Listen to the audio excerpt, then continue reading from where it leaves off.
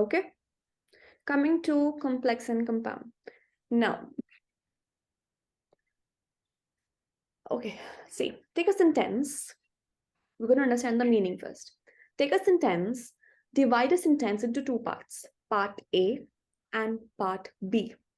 Take a sentence, divide a sentence into two parts, part A and part B. Now, if part A can be used separately, if part A has an individual meaning, okay, and if part B is incomplete and it cannot be used separately. Now, over here, cannot be used or can be used separately means that if you use that separately, the listener would be able to identify that what you're trying to communicate. That's part A.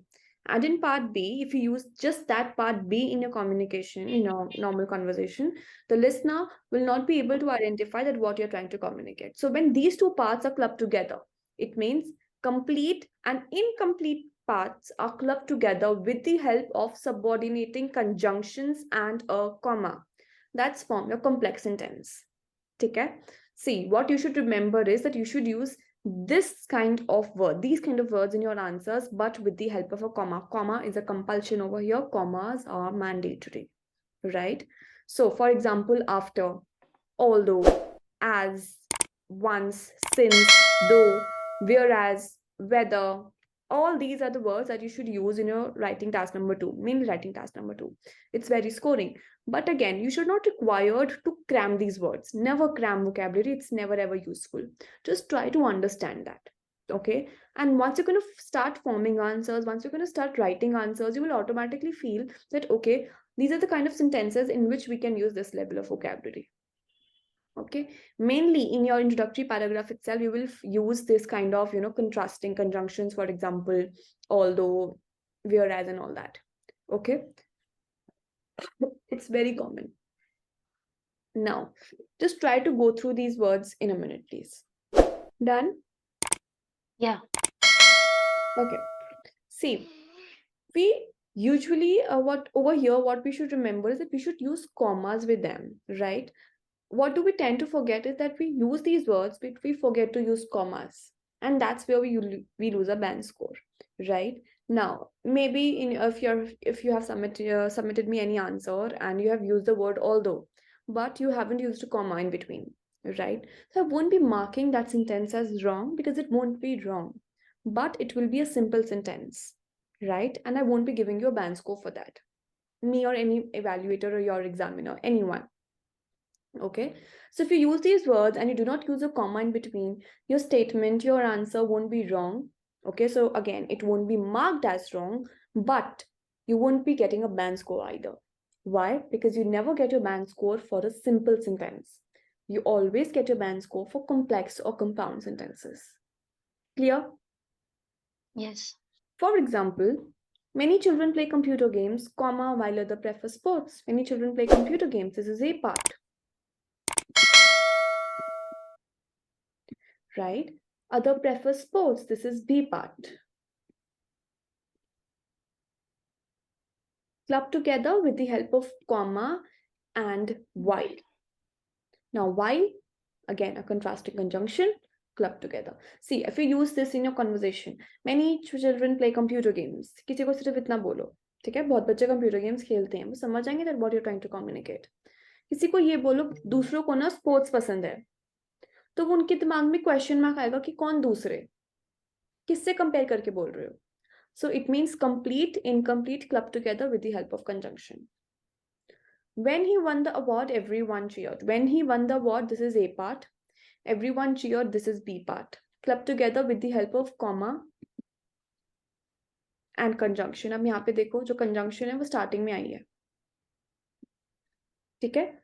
अब जरूरी नहीं है कि जो conjunction है वो मुझे starting में आएगी या middle में आएगी. It depends upon sentence to sentence. For example, you can even rephrase this as everyone cheered, comma, when he won the award. Even that's correct. दोनों ठीक है. ठीक है? Although Matt was running late, comma, he seemed relaxed. Although Matt was running late, A part, he seemed relaxed, B part. Incomplete, complete, clubbed together with the help of comma and conjunction. Clear? Yeah. This was a complex sentence. Shall I move to compound sentences? Yeah, sure. Okay. See, in complex, what you had? Complete and incomplete. In compound, what you have? Complete and complete. So both the parts will be complete. Both the parts can be used separately. Okay, and both the parts have an individual meaning. For example, again, let's just go through this one first. A compound sentence has at least two independent clauses, which means complete sentences, joined by a comma or a semicolon and a coordinating conjunction. Now, over here we had quite a list of words available, right? Over here we have a specific and a certified list. For example, fanboys. So we can use this acronym to memorize these words. That's for, and, nor, but, or, yet, or so. Clear? So these are 7 in totality, I guess. 1, 2, 3. Yes, 7. Okay. So again, fanboys, for, and, nor, but, or, yet, so. Now what you should remember is that you should use these words in your answers, but with the help of a comma. Comma ke bina, again, it's of no use, right? Now, see, अब जरूरी नहीं है कि सारे के सारे words use करने हैं. You can form 2 complex sentences, you can form 2 compound sentences, and you're really good to go with that. Okay, 2 to each. For example, he was hungry, so he ate. He was hungry, this is A part. He ate, this is B part. Club together with the help of comma and so. Clear? Both the parts are complete, and we club them with the help of comma and so. Dalit opened the door, comma, and he looked outside. Comma and, that's a conjunction. See, often we do not use, commas with and. We do not use comma with so and but. But over here, you should remember this, that we need to form a complex or compound sentences. Why? Because we don't get a band score for simple sentence. Clear? Yes. I'm good at swimming, comma, but I don't like it. I'm good at swimming, this is A part, I don't like it, this is B part, clubbed together with the help of comma and but. See, you will be using and. In any case, whatever the question will be, you have to use and. That's a very common word, right? And but just what you have to remember is that you have to use a comma in between. It was late, comma, yet I wasn't tired. It was late, that's A part. I wasn't tired, that's B part, clubbed together with the help of comma and yet. Done. Complex and compound.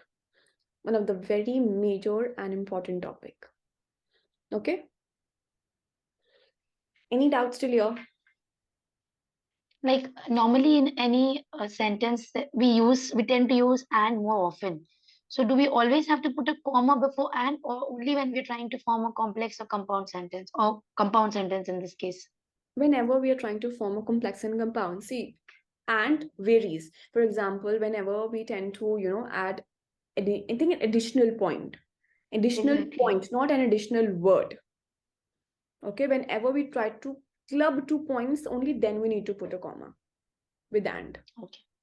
Okay, for example, if you want to write apple and banana, so obviously in that case you won't be, using You cannot, yeah. that won't make any sense. But again, when you want to club complete 2 sentences, only in that case you need to use a